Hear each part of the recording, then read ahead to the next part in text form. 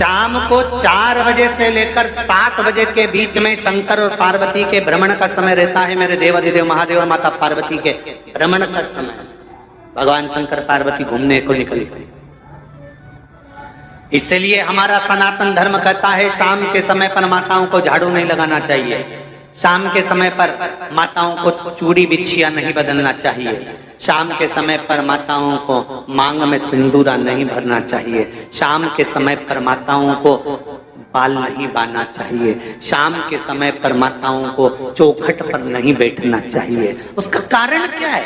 क्योंकि पार्वती जी ने भगवान भोलेनाथ जी से कहा था कि तुम मुझे रोज शाम के समय प्रदोष काल में भ्रमण के लिए लेकर जाते हो, मेरे लिए आज्ञा क्या है? शंकर भगवान ने कहा सुनो पार्वती, मंदिर के अंदर नंदी रहता है, जाने वाला यात्री जब मंदिर में मेरा दर्शन करने आता है तो नंदी के कानों में कहकर जाता है कि शिव जी को मेरे यहाँ लेकर आना। मैं नंदी के अनुसार उनके घर जाता हूँ, मेरा काम है उनका कल्याण करना और तेरा काम है उनके घर की नारी को अखंड सौभाग्यवती का वर प्रदान करना, ये तेरा काम। तब पार्वती माता ने कहा अखंड सौभाग्यवती होने का वर मैं तो दे दूंगी, पर उस समय पर माताएं चूड़ी बदल रही होगी, हाथ से चूड़ी निकाल रही होगी तो मैं वर कैसे दे सकती हूँ? मांग भर रही होगी तो मैं वर कैसे दे सकती हूँ? उस समय पर चूड़ी बिछिया बदला जा रहा होगा तो मैं वर कैसे दे सकती हूँ? उस समय पर झाड़ू लग रही होगी तो मैं लक्ष्मी को वहां कैसे भेज सकती हूँ? आप बताओ। तो शंकर भगवान ने कहा प्रदोष का समय एक ऐसा समय होता है, शाम का समय ऐसा होता है जिस समय पर केवल शंकर और पार्वती की आराधना का समय होता है।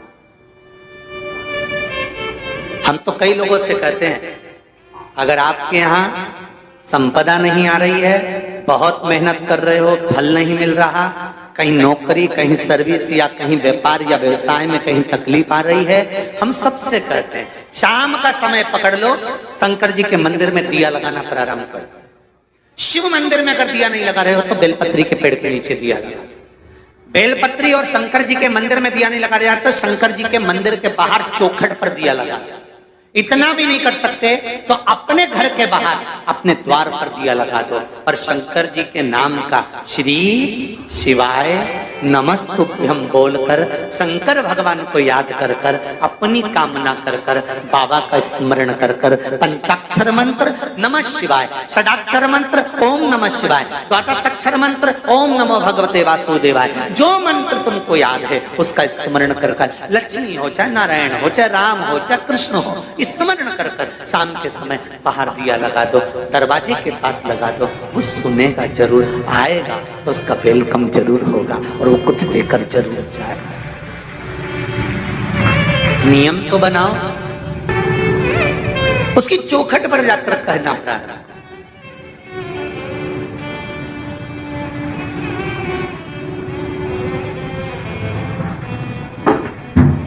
बृहस्पति महाराज ने कहा कि शाम का समय जो प्रदोष का समय होता है उस समय पर इंद्रदेव तुम शंकर जी की आराधना करो। शिव आराधना से शंकर जी जो मार्ग प्रशस्त करेंगे, शिव आराधना से जो शंकर जी कहेंगे वो तुम करना।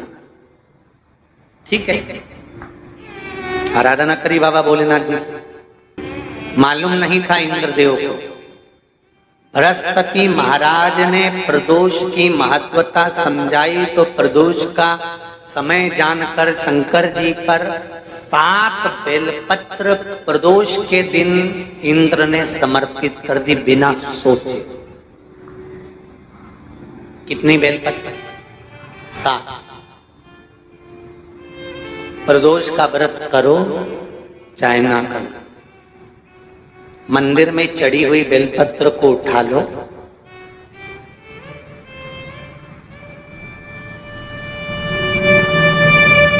बेलपत्र का ब्रह्म कमल बना लो,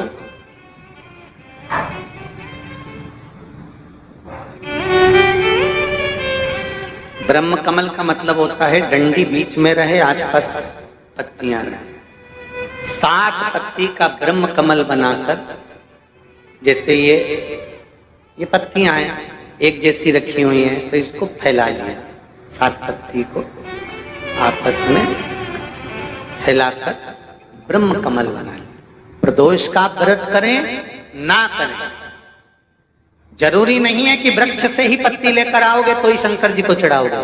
शिव जी पे से चढ़ी हुई उठाकर धोकर ब्रह्म कमल बनाकर बाबा से विनय कर कर, हे प्रभु आज मैं इस काम के लिए जा रहा हूं, बाबा मेरा यह कार्य है, बोलकर श्री शिवाय नमस्तुभ्यम बोलकर शिवलिंग पर समर्पित कर दो।